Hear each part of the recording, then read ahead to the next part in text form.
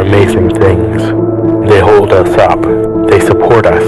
They make us strong. But bones have other uses.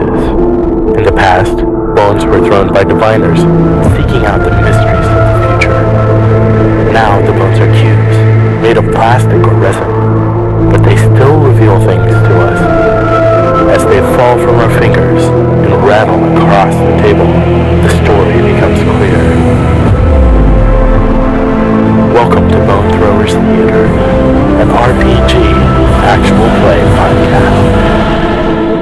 Hello and welcome back to Bone Throwers Theater. This is an exciting one-shot where I, Johnny, am playing Blondie. And I, Jeffrey, am playing Bram Tea. And this is Jeremy, playing Sorren Wade.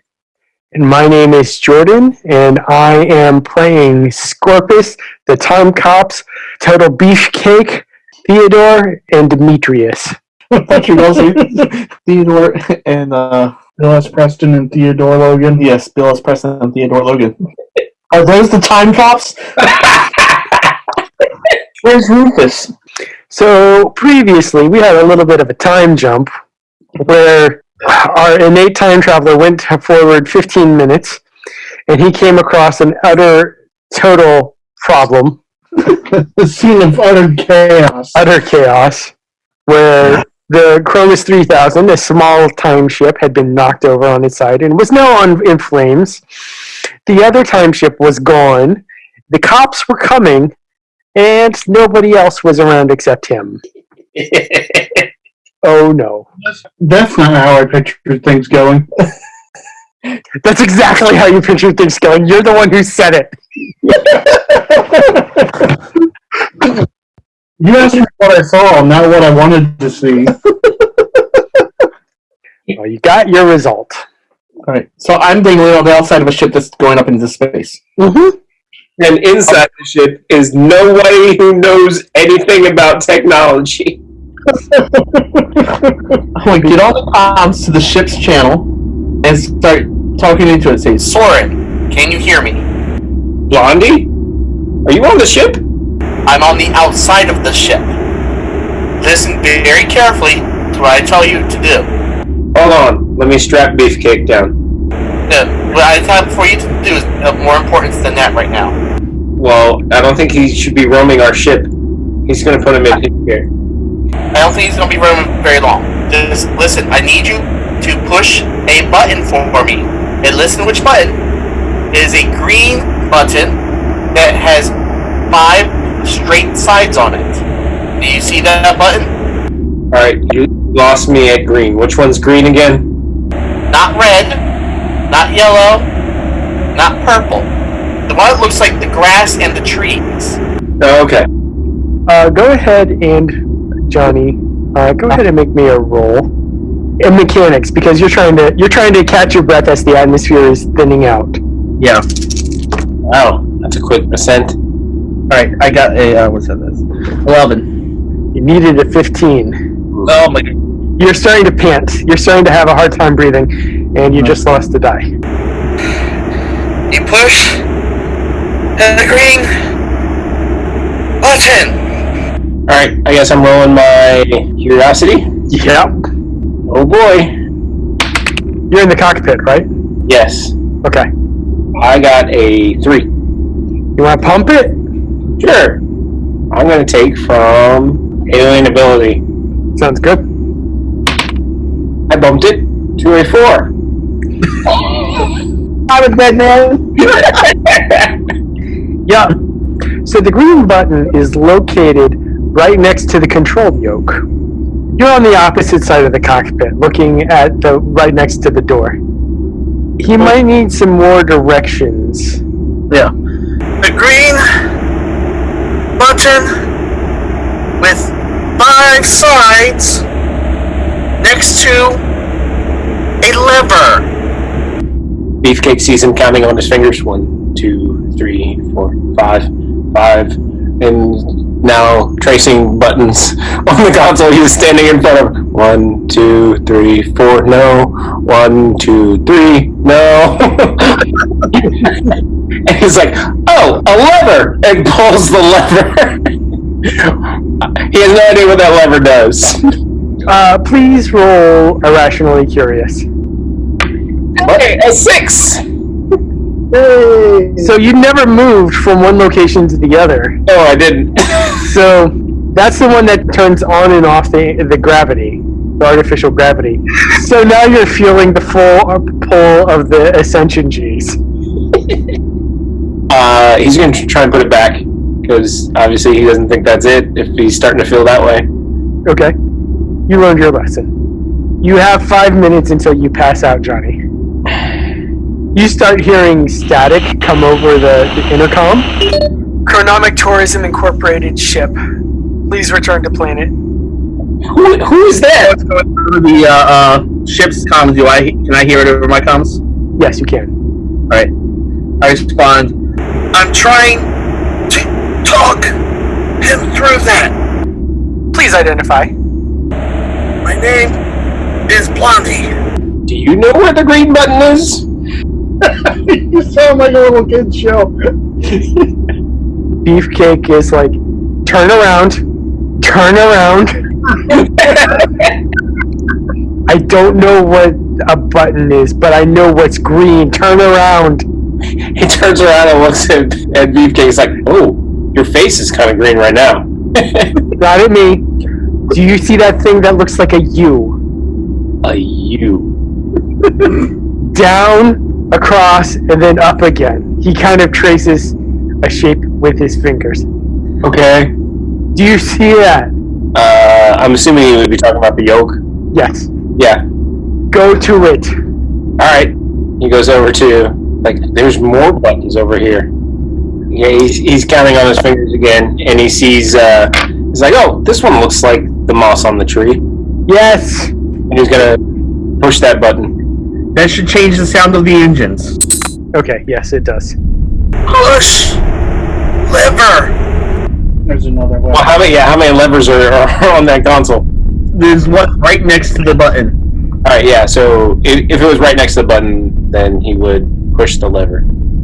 That should start bringing the ship down. You feel a sudden, like, precipitous, and the nose of the ship just points straight towards the ground. Oh my gosh.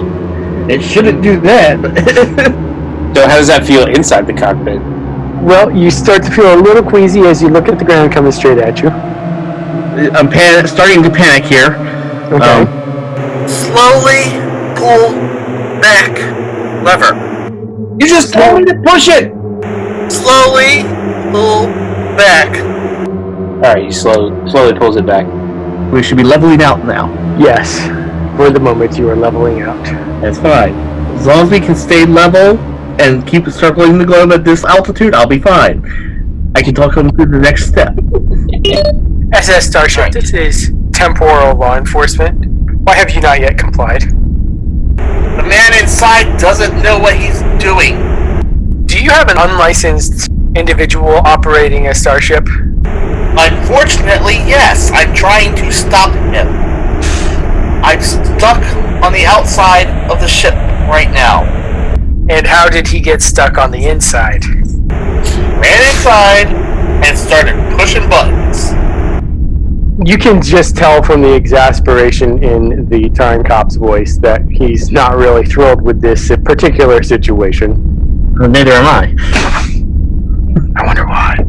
He's like, we're going to have to talk to our higher-ups about maybe an audit of chronomic tourism, but we're going to deal with that later. Let's make sure that you get to a safe location. That's my goal.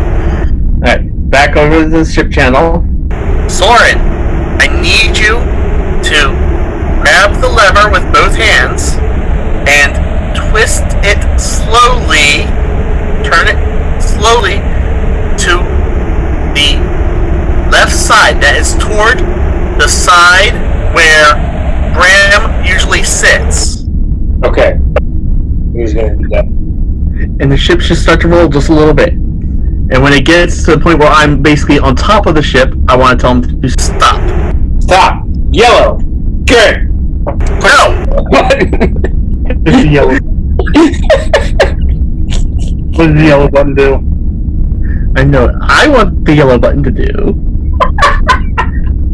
If you haven't guessed, this was one of my character inspirations when creating this character was Crunk. Why do we even have that lever? Sorry, I couldn't help but take advantage of the screen share. So he hits the yellow button. What does the yellow button do, Jordan? Did you tell him to hit the yellow button? Then I told you stop the turn. And before he had told me yellow means stop. Let me decide. It's the windshield fluid.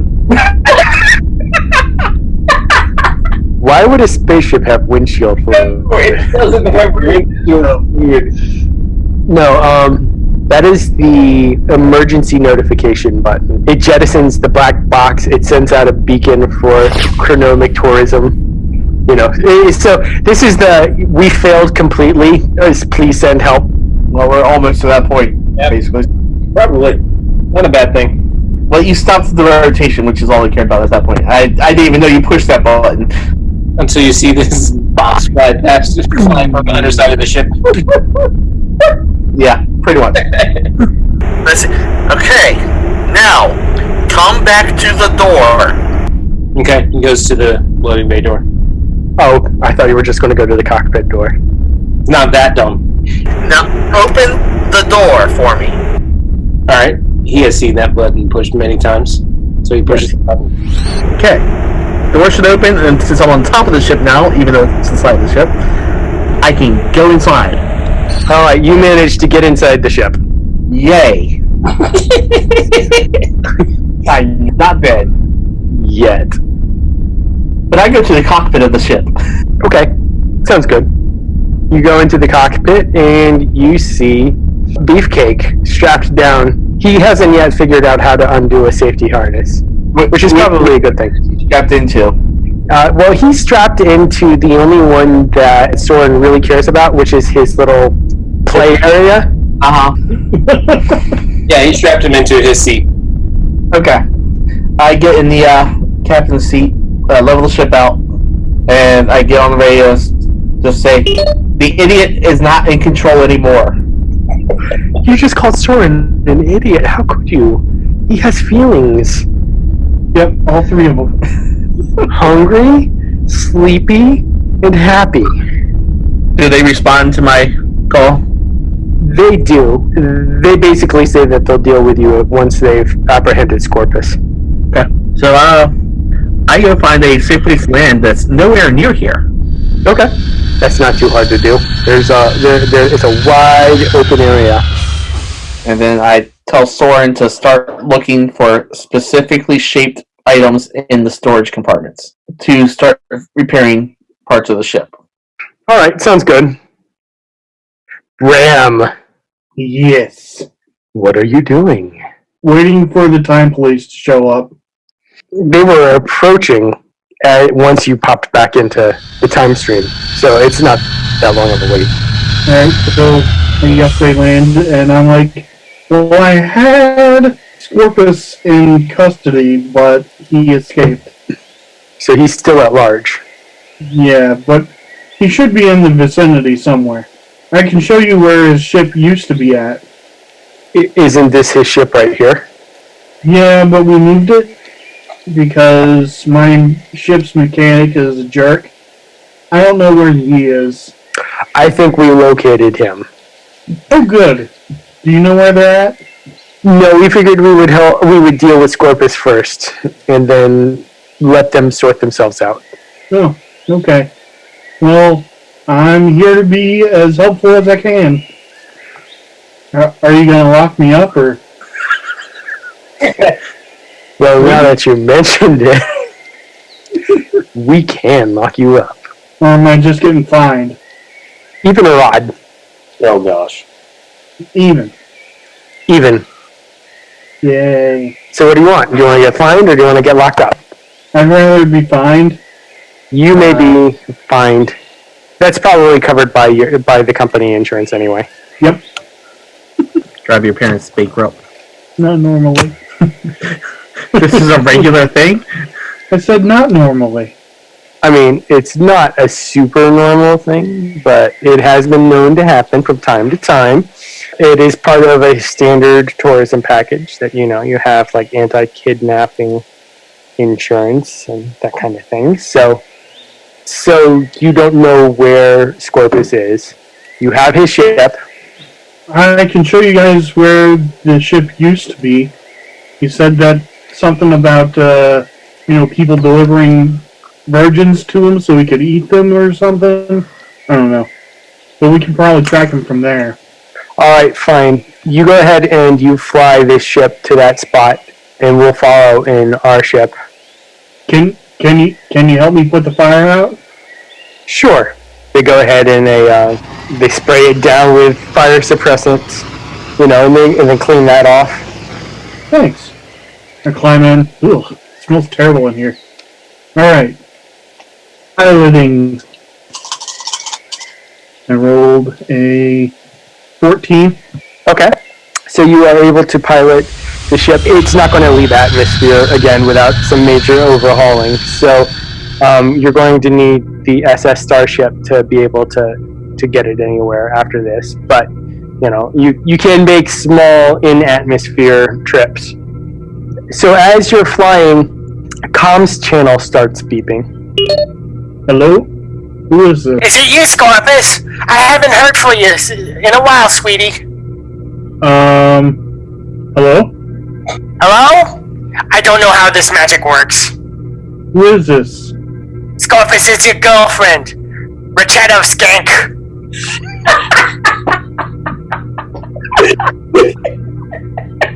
The owner of this ship.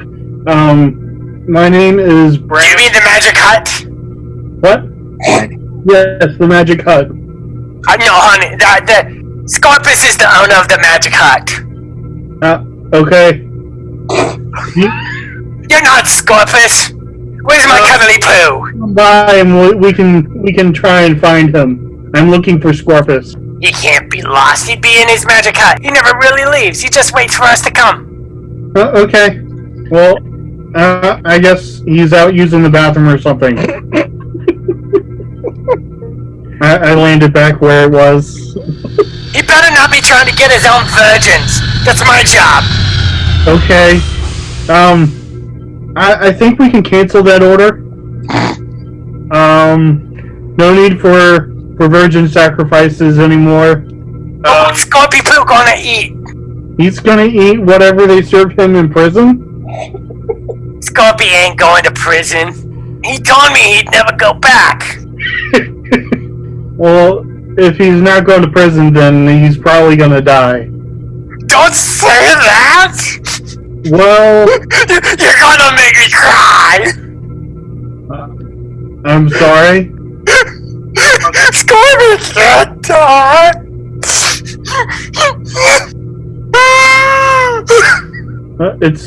It's going to be okay. All I want is a little Scorpy in my life. He's so sweet. And you say he's gonna die, or he's gonna go to prison. And what does that leave little orange shit us? It's because he eats people. He needs to eat people. I mean, when we tried to offer him horses, he said that the hair got stuck in his teeth. Put the hair off. That's a simple solution. You're just an awful human being. Well, I'm not really a human being, so... You're not? Nope. I'm not. You can swing on by the Magic Hut and check it out what's going down, I guess. And you promise we're going to find Scorpy, right? Yep, we're gonna find him. He's gonna be safe. Sounds like you're going to need to convince Rachetta. Clumsy? Yeah, you are kind of clumsy about this. 8. Mm-hmm. 1. Rachetta of Skank is convinced. She's not very bright, so. Hey now, that's Scorpy's girlfriend you're talking about. Exactly. Could you bring some vegetables? I'm kind of hungry. Scorpy doesn't eat vegetables. He's not human. Why would you eat vegetables if you're not human? I'm a different kind of not human. I'll bring some olives. Okay. Okay. So you make it back to the hill where Scorpus had originally parked the magic hut. Yes. So I get up and help the police look for tracks, I guess. You could always help the police, like, maybe find some DNA scrapings in the Chromis 3000. And then you don't even want to see the molting room. No, I don't. So, yeah, I help the police look for DNA scrapings for tracking them down and whatnot. Because we're from the future where they have that kind of stuff. Yes. So, while you're searching, while you get that together... So inform the time police that there's a human coming to the quote-unquote magic hut who delivers the virgin sacrifices to Scorpus. Scorpy. Quote-unquote Scorpy. Mm-hmm. So they're using nicknames now. Apparently. We gotta get the communicator back from them. You're saying that he's not only is he using virgins for a food source, he's passing on future technology to primitive humans. Yes. Mm-hmm. Okay. Well, that just put 15 years on his sentence. And we can replay those 15 years over and over and over again because we're the temporal law enforcement. Yep. The great thing about serving sentence concurrently when you've done time crimes is you're in one cell for 15 years, and then they send you back to the beginning of that time and put you in a different cell, and then they send you back again for the third concurrent sentence, and so you serve all three sentences at the same time, but it's all 45 years all put together. Time crimes, don't commit them. Well, now that Rashida of Skank is on the way, we're going to go ahead and take a quick break, and we'll be back right after this. Rashomon, a land where spirits roam and witches rule. 3 women are embroiled in a divine plot, and it is up to them to uncover why. Join the adventures of the Broadswords at thebroadswords.com. And we're back. So some DNA has been located, and the temporal law enforcement officers are rather pleased with your assistance. And outside of the fines, they probably aren't going to arrest you. We just gotta be kind and helpful, and people like you that way. Mm-hmm. So Rachetta of Skank shows up. So, how you doing? I am the other not human. Oh my god, I love your fur. I could wear it for a suit. I'm flattered, but I'm kind of wearing it, so I'm good. That's okay. I'm sure Scorpy will give it to me, just like he gave me this nice leopard. He calls it leopard. I've never seen a leopard before, but it looks amazing, don't you think? Sure. Looks great. So what can I do to help? Well, we're looking for him right now. Do you have the little device that you talk to him with? Oh, you mean this? Yeah, that. I treasure this dearly. He says that once a day I hold it up to the sun for 20 minutes and his beautiful benevolence shines down upon it, and then he is able to cast his voice through it one more time. He's not really in it. I thought he was for a bit. No, yeah, he wouldn't fit. No! But look, it's got his face and my face next to each other on this part right here that looks like a window. Yeah, but isn't he the cutest? It wouldn't fit it. I'm amazed that I fit in it. Yeah, I'm gonna need that. Unfortunately. No, this is mine. If you come near me, I hit you with my bag. Well, I don't want to be hit, so I won't. I guess I won't come near you. But Good. if you could hand that over, that would be great. It's mine. Well, here's the thing. It's mine. It wasn't his to give to you. It was mine to begin with, and I kind of need it back. Is it your face on this picture? Because it's his face. And it's my face next to his face. And that means it's mine. 99% of the law, he said, is possession. And I possess it. My face is in it. I'm in it. I possess it.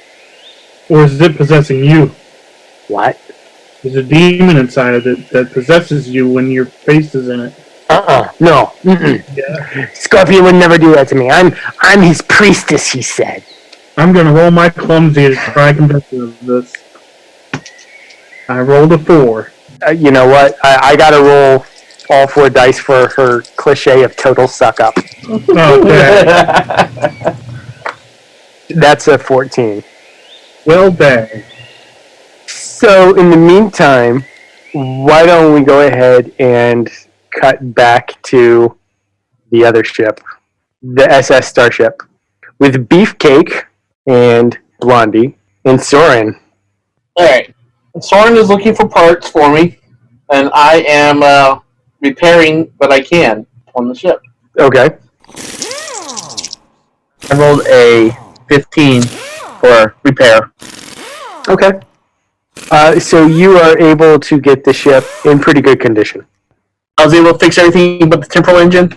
That's correct. Yeah, and unfortunately, it looks like you're going to need the temporal conflator from the Chromis 3000 for that. Darn conflators. See, that's what the thing that actually crushes the timelines together so that then you can pass through them. Yep. It conflates everything together. I mean, I don't make the rules. You don't? Then we're playing the wrong system. Alright, well then once I have all the appropriate repairs, I guess I head back to where the Chromis 3000 was last at. So you mean the original site that you guys took off from? Yeah, where we took off from. Would you try communicating with me? No. Well, we would be able to track it. We tracked it before. Well, maybe once we got there and such were there, maybe. Yeah, well, you get there. It's not there. Yeah, sure, I guess. I get on the horn, and this is the SS Starship calling for the Chromis 3000. Oh, hey guys. I was wondering why you... Demon inside it! Get out of here. Who is that? Some wicked old lady that loves Scorpus. Okay, how can anybody love Scorpus? I don't get it, but whatever. Yeah, I don't know either. Yeah, we gonna need that temporal confabulator. So ask that lady if she was giving any presents from Scorpus that look like a blue glowy trophy. Well, you should come on over to where we had found Scorpus's ship before. Okay. I guess I'll turn to... What was her name again? Rachetta of Skank. Hey, Rachetta, could you answer something for me real quick? What is it, Squelly? There's this blue glowy thing. Did he happen to give that to you? Blue glowy thing.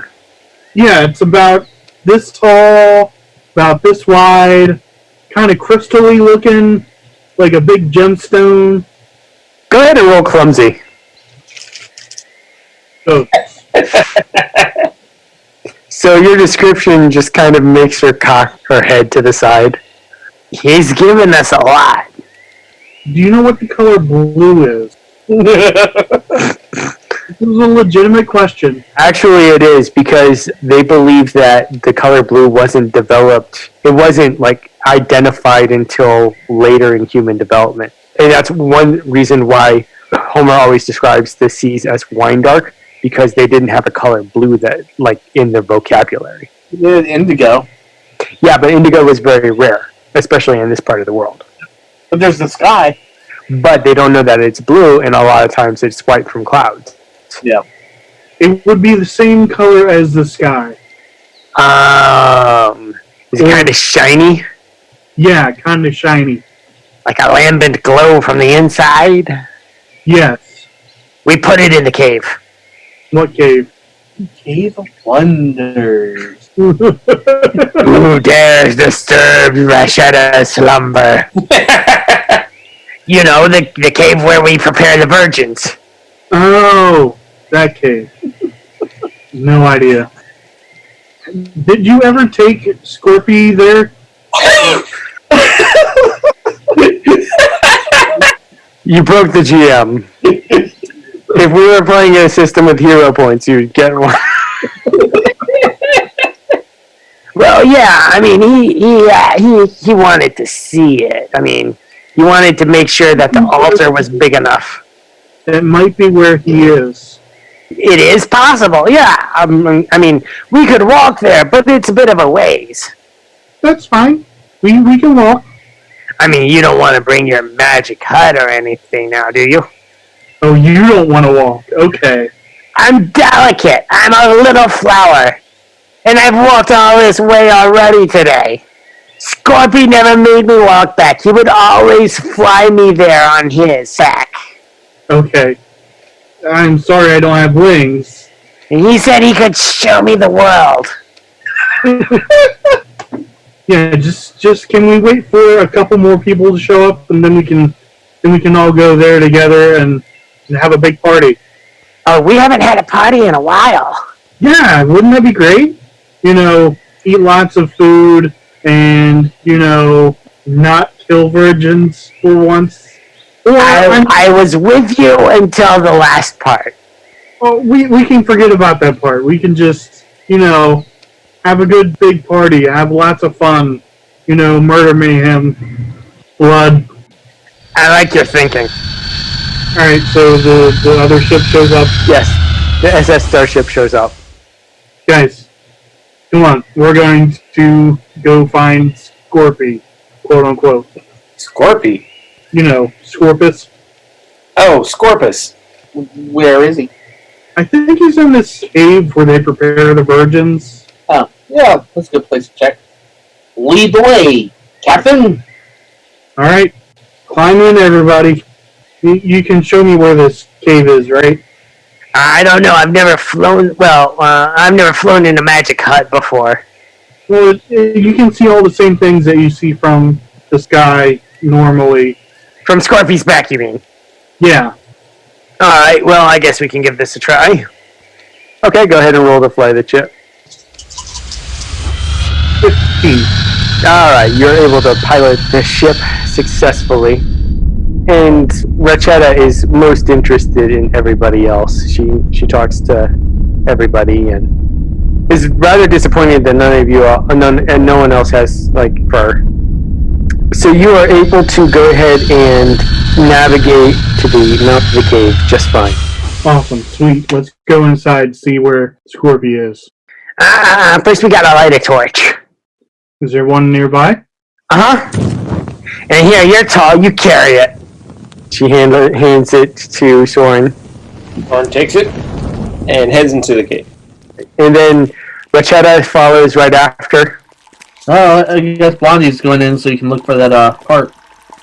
Bram Tea, I'm sure you don't really want much else to do with Rachetta at this point.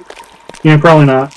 I'm gonna hang back with the ship so that if Scorpus tries to get on, I can keep him off. Okay.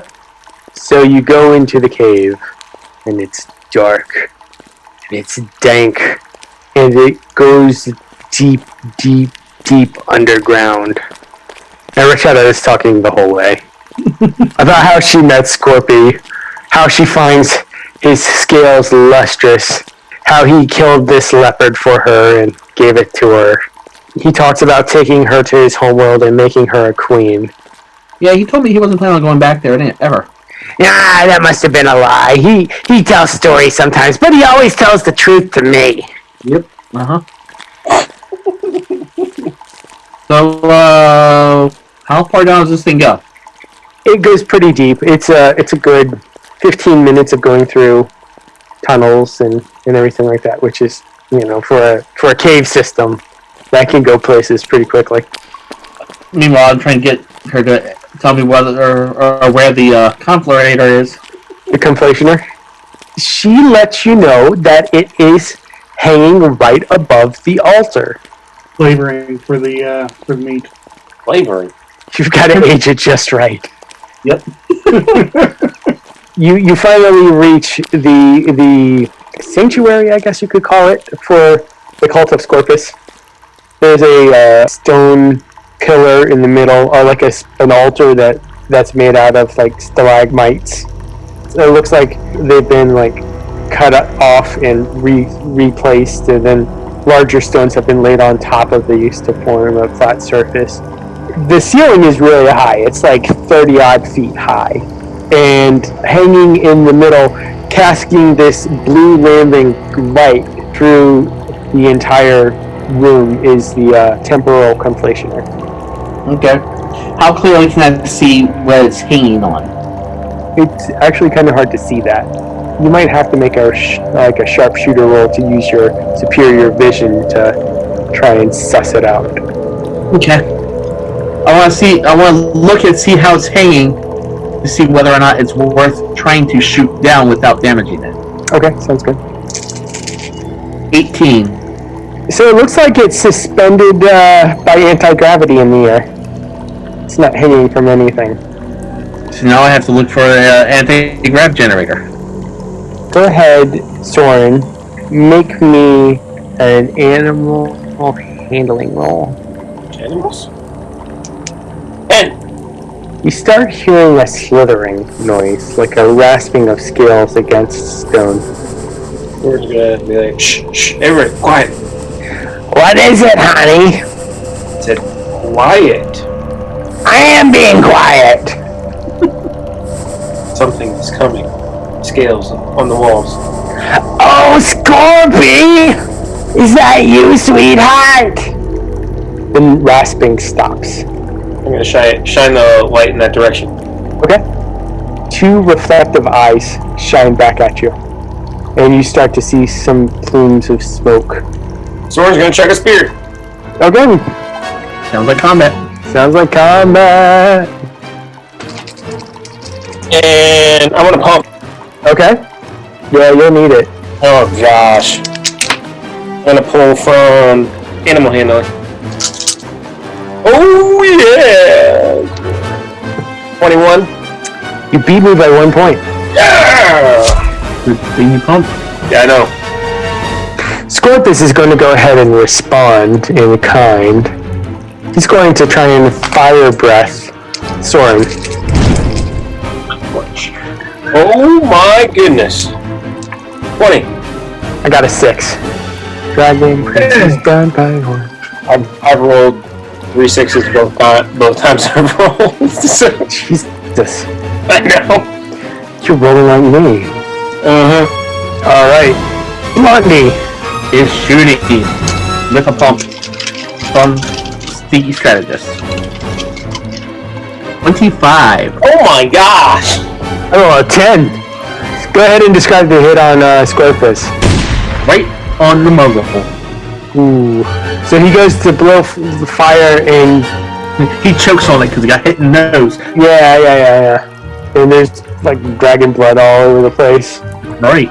Alright, top of the round. Sorren. I mean, he has a second spear. He's gonna chuck it. That is good. 13. 5. So he's down to 1. He is going to go ahead and try and fly out and grab Blondie with his claws and then drop him from the height of 30 feet. He's going to take 2 from regenerative limbs to pump that to 3.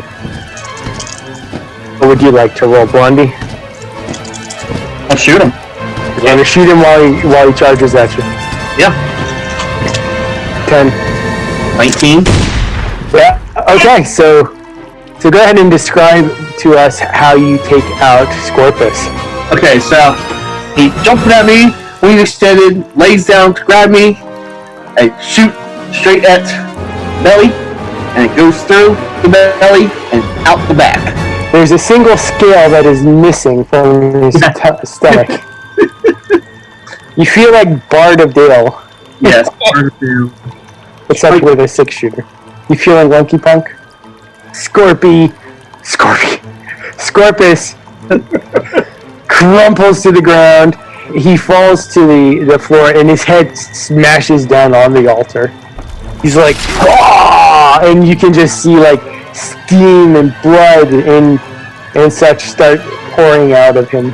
What did Rochetta, those skanks do when you killed Oh, she's just heartbroken. She's thrown her body onto the head of Scorpus and has started wailing. And she pulls a stone dagger out from underneath a lip of the altar and she stabs herself into the heart, screaming, "You're my only love!" No! There's a lot of weeping and wailing. in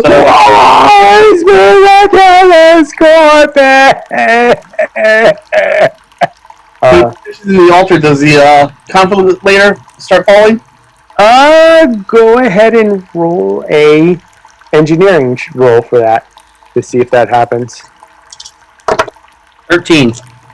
We'll go ahead and say that it starts descending. The anti-grav pylon that was holding it up was actually located inside the altar. That's what I was wondering. So you're able to grab it, take it back to the ship. You're not gonna grab Scorpus? No, I'll tell the cop stays in there. I can't take the dead body back to his parents. Sure you can. Not and go out with my life. So you grab the conflationer, you return to this SS Starship. Go ahead and make an engineering check to see if you can get that installed easily. I rolled a 14 to stick the part back in, and you're able to get it into place, but it's a job meant for multiple people, at least 2 people, one to hold it in place and one to attach everything together. But it doesn't sound like you took Sorren with you. Nope. I'm on the ship. Yeah, Bram is on the ship there. So go ahead and call Bram and make another engineering roll and see if you can get everything. I'll be wire this thing in place. Alright. So, I mean, Sorren wouldn't have stayed in the cave. Oh, Sorren's coming with you? Yeah, I mean, he's not staying in the cave. Okay. On his way out, though, collect as many of the things that look like they came from the ship. Oh, I failed that roll. What'd you get? I got an 8. Did you get any 6s? Nope. No. No. Okay. It was a 10, boys. It was a 10. Oh my gosh. Why don't you go ahead, Sorren? You're coming in and you're seeing these 2 chuckleheads trying to wrestle something into place, and they're not able to do it right. So why don't you go ahead and see if you can lend a hand? All right. With curiosity? Yeah. Hey guys, can I help? Nope. I got a 4. Oh, Sorren. Do you want to go ahead and give it another shot? Yeah, I'll give it another shot. I might as well boost it. Up it up. Much better. I got a 13. Okay, you're able to finally get the conflationer hooked back in after doing a quick check of the tech manual and, following the steps that are listed there with the appropriate amount of people and the appropriate tools. Yep. Yay! And this was in the SS Starship, not in the Cronus 3000. Cronus 3000 is in the hold already. Okay. It just makes sense to put it in the hold when we met up together at the clearing. I'm assuming that Bram Tea, you've already notified the temporal law enforcement that the corpse of Scorpus is in the cave. Yes. Giving them the coordinates. And they should look for a communicator on the corpse of the lady. Rochetta of Skank. Rochetta of Skank. I give him my information for the reward. Of course. Mm-hmm. All right, and you are able to go ahead and go make up a piloting roll to see if you can get out of atmosphere just fine. Make sure all your buttons are still there in the cockpit. They're still there. You can destroy any buttons. Oh yeah, we still have a guy that's tied down in there. Yeah, you still have Beefcake tied in. We should drop him off somewhere. Yeah, somewhere. Or sometime. Dun dun dun! No, I rolled a 18. Okay, yeah, you're able to take off just fine. leave Beefcake in his own time frame, or do you want to? No, we'll leave him in a time frame, just not as close to his village as he would like. Okay. Poor St. George is going to have to work his way home. Yep. But you know he's going to take credit for what happened. Oh yeah. Of course. If he makes it back alive. Yes. Yeah, I'm talking like several days journey. Yeah, I got you. But you do drop him off, and you are able to get out of atmosphere, and then the SS Starship heads back to the future. Oh, there you go, guys. RISUS, the Everything RPG.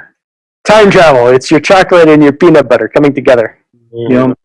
To tell the story of St. George and the Dragon like never told before. Ain't that the truth? By a skank. Rashada of Skank was based off of Snooki. So did you enjoy the system? I did. Yeah, the system is got some unique aspects to it. I like that you can, on the pumps, you can choose what you want to take from. Yeah. Do some strategizing as you do it. And that's why I did when I used the pump on the ship. It's like, I'm probably not going to try and open a black hole on the ship. So I'm going to pull from my alien ability. Yes. That makes sense. I thoroughly enjoyed it. I love the flexibility of it, and You can do a lot with this system. I've heard of people running full campaigns, other people just doing like a... I don't know how it would work for a full campaign based on how we usually run full campaigns. Our full campaigns are a lot more serious. This lends it to more off-the-cuff kind of fun shenanigans. oh yeah, it's more camp. I mean, it even says in the rules that it's a campy system. Sort of like Fate Accelerated. Yeah. Lighthearted, just crazy fun. That's what I felt like this was as well. Part of that especially is because I tried to pick a character that was sort of out of place, that was just there because I guess the owners felt sorry for him. Yeah. And I appreciated that. I was kind of hoping that there would be one fish out of the water character. So, which is a character that I usually don't play. Usually my characters are like, I know exactly what I'm doing, and they've got a plan, they've got a strategy. And yes, normally I'm the foil. Let me switch it up and do something different. And one-shots are good for that. Yeah. Jeff, if I was going to give an award for role-playing tonight, it would definitely be to you for your role-playing with Rashada Skank.